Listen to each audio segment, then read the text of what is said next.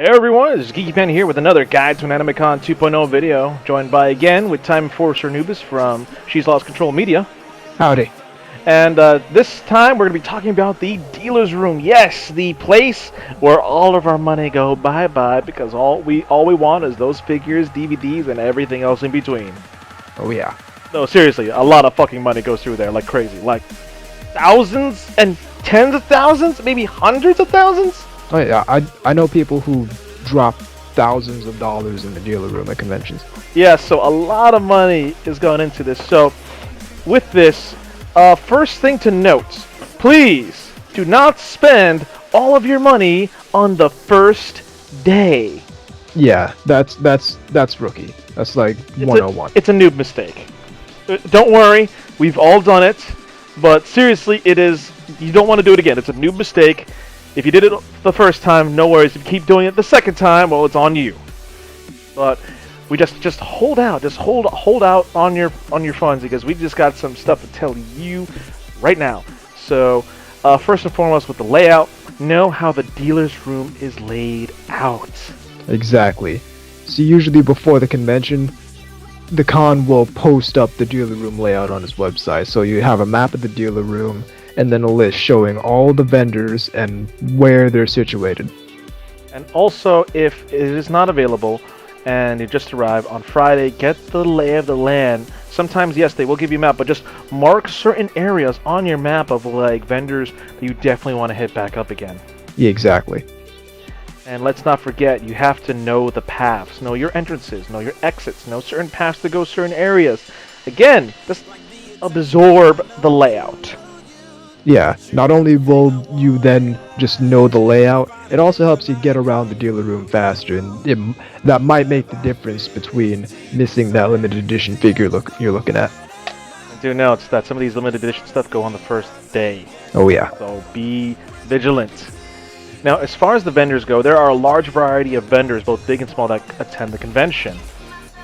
Yeah, you got first-party anime distributors, like your Media Blasters, your Funimation, your Sentai Filmworks, and you have a whole bunch of other retailers that sell figures, sell DVDs, sell manga, all that kind of stuff.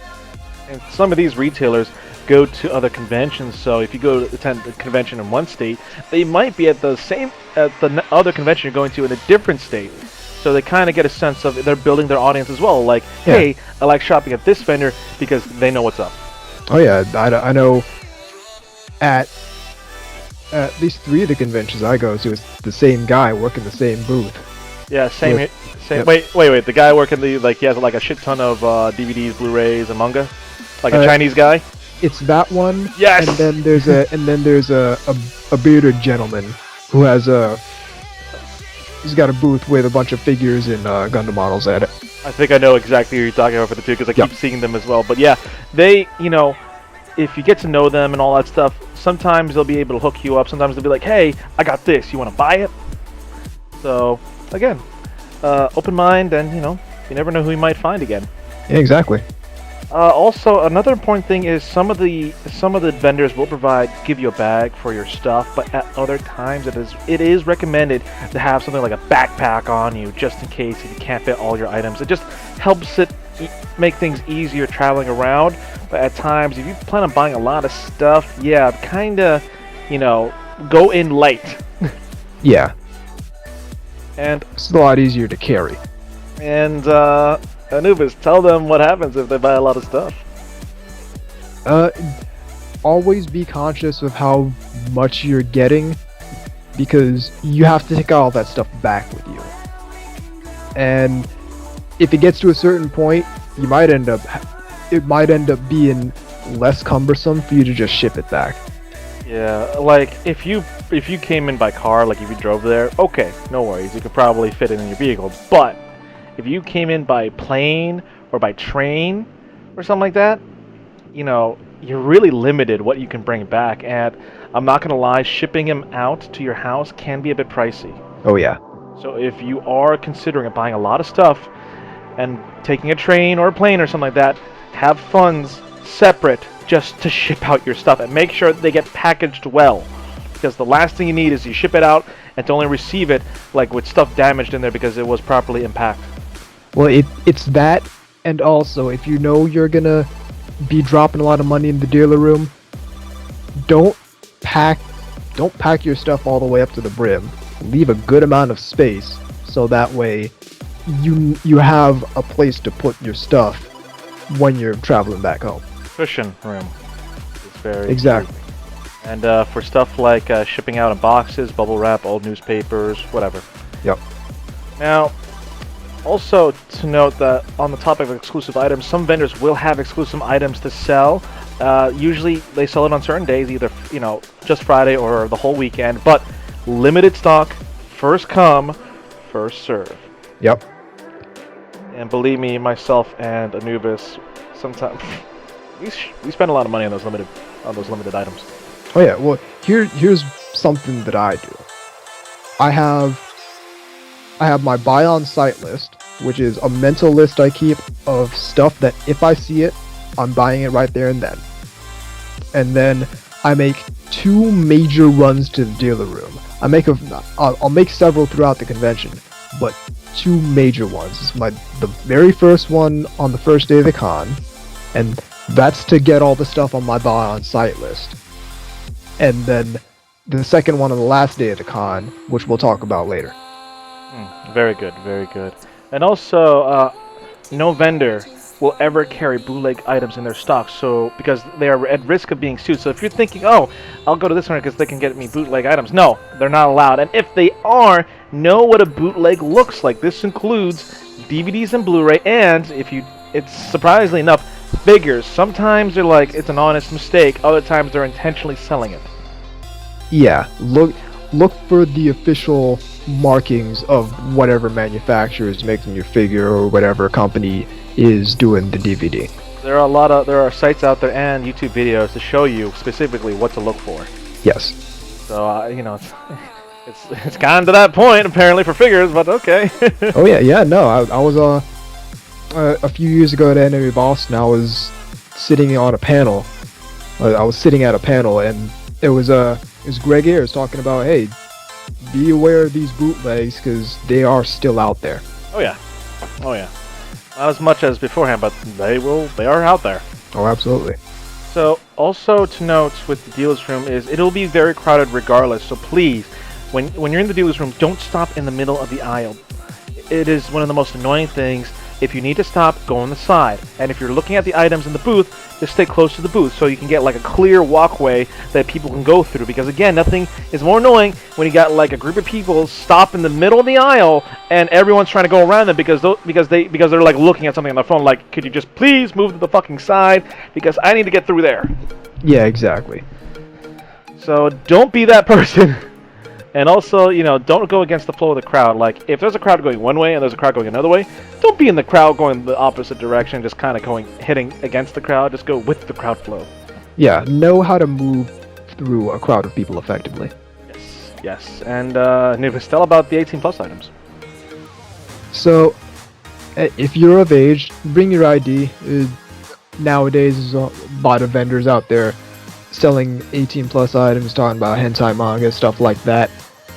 Bring your ID because they will card you. And they won't openly show it as well? It depends. The minimum is that they'll have the hentai manga out on the table with sticky notes covering all the actual risque parts. Yeah. But yeah, bring your ID. Unless you like me and you visit the Faku booth so often that they already know you, and they're like, you take out your ID and they're like, what are you doing? Or me as well. Like, every time I go there, they know me. I'm like, yeah. So also the convention itself will have a booth there selling their items and memorabilia, including like t-shirts and all that stuff. And other conventions as well will often be in the dealer's room selling their items or t-shirts, including badges for their upcoming conventions. Often at a discount. Yes, so if you're going to that con, so hey, better now than never. So as far as that goes, the last thing that I can say is it's highly advised not to bring in any oversized cosplays or oversized props in the dealer's room because, again, space is limited and it's just going to cause, a quagmire. Plus, it's also that much more to carry around. Oh yeah, like if you're already carrying a lot of stuff and you got an oversized cosplay or prop, yeah, you're gonna be bogged down. Yeah. So next up is for the money and the discounts. Now, a lot of vendors out there are now starting to use card swipes, so you can actually make purchases via your credit card or your debit card. But remember that sometimes your bank might signal it as an identity theft due to the store's actual location. For instance, at Anime Boston one time, I made a purchase for like a DVD or something like that, and then later on when I was trying to buy food, my card was frozen. And I called them up, and I was like, hey guys, I'm running low on blood sugar, what's up? And like, oh, you made a purchase and this store, from the store, right? Yeah, but they were from Atlanta. Like, you said you were in Boston. Oh, no, they're a vendor, they're out here. No, it's okay, I know about this, I did it. So yeah, like sometimes the vendor, even though you bought it on their card, they're located in a different state. So be wary that you might have to call up your bank to be like, hey, don't worry about it, it's me.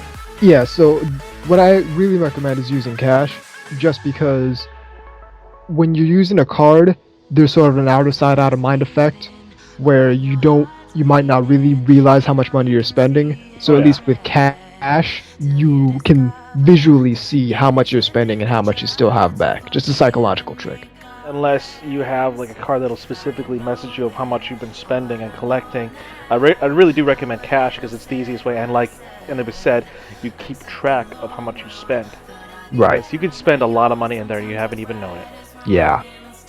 So, with that is, now you're saying to yourself, oh, what about discounts? Well, Sundays are the best days because they often are discount days because it's the last day for the vendor to sell their stuff, and if they make a lot of sales, that means they don't have to bring as much stuff back, so they are willing to do a little discount on them to kind of get people to sell more. Exactly. And and with that, you'll see a lot of bundles, a lot of bulk discounts for like mystery bags, bundled DVDs or something like that, or manga. Like they will sell it in droves. Sometimes not even on Sunday, a vendor will give you a discount if you buy so much of so many items. Like I know, last Kineticon, I bought like 5 art books, and the guy cut the price of the total of 5 art books. And I know last Anime Boston, I dropped like $100-something at the Faku booth, and they cut some of the price for that. So depending on how much you buy, they might just give you a deal on that regardless. Oh yeah, and again, if you know the dealers as well, sometimes they'll be like, hey, you've always shopped in my store before. When I go to this convention, here's the discount. Yeah. So as well, since you have multiple vendors there, compare items that the vendors have and that they're selling, because one vendor might be selling it for cheaper than the other, and do not ask for internet prices at all. That's kind of like an insult. They are selling it for that price and that price alone. Yes, they might be able to give you a discount or cut the price a little bit, but don't ask for a cheaper price. No, there's no price matching or stuff in this vendor area. No. Exactly. And with that, Anubis, I'm going to leave you with the last tidbit. Alright. So, you want to set aside money specifically for the dealer room. That way, I see a whole lot of what I see is people's dealer room money and their food money will be drawn from the same pool. So, one recommendation is set aside money. Okay, this is going to be your dealer room money, and it doesn't really matter how much that is in proportion to your food money. It's just separate it out, so you will have food, and you will have money for your dealer room. I actually recommend putting it in some kind of a envelope. So if the envelope runs out, that's your dealer's room money. Yep. No more. So split it up some way where you can easily account for it and all that stuff. But again, Anubis, I think we wrote out some really good details and tips that con-goers could definitely use out there. So, any last things you want to say? Keep a very keen eye out and make multiple passes around the dealer room, because you will miss stuff on your first pass around, and you will miss some very cool stuff on your first pass around. Oh yeah. Keep your head on a swivel, take a good long look at every booth that looks interesting, and even some of the booths that don't look interesting, because you might find something really cool at a booth that seems completely unassuming. Definitely, I had those moments all the time, and also for me, again, those limited items. Again, they might go, so it's like either make or break. What I like to do is I go to a vendor and be like, well, how many copies of this have you sold already? And depending on what their answer would be, I could be like, maybe I can hold out for another day and see if anyone would buy because I want to buy some other stuff. Again, don't be afraid to ask how much they have left of their stock, because they will tell you, and they'll be like, hey, if you want to buy it now, you can buy it right now to guarantee it. Oh yeah. So, Anubis, again, thank you very much for coming down here and helping out and spreading, your words of wisdom on this. All right, thanks for having me. No problem, and folks. It's a pleasure. Thank you, no problem, man. And folks, don't forget to check out his She's Lost Control Media, which includes she'slostcontrol.net and ayashik.moe and others as well. Links will be down in the description box below. And also for me, again, enjoy the convention, but just don't spend all your money in one day, please. That's a noobish mistake. Make sure you post down in the comment box of any tips you have as well for the dealer's room. Don't forget to hit that like. Don't forget to subscribe. This is the Geeky Panda here with TimeEnforcer Anubis signing out. So remember, stay geeky, my friends.